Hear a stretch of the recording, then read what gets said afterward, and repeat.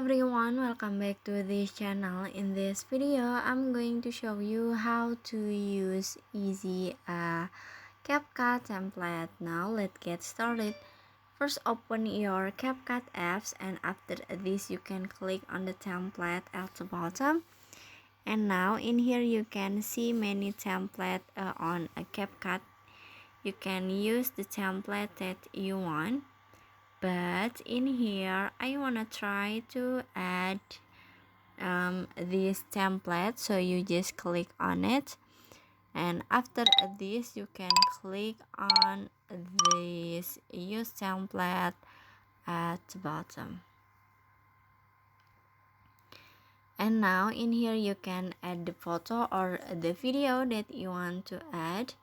But in here I wanna add a photo, so you just click on the photo, and in here you can add the photo that you want to add.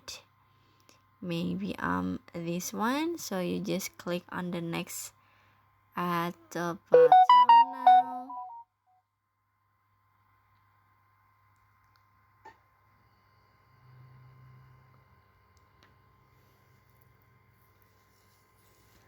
Okay, and finish. So that's how to easy use a CapCut template.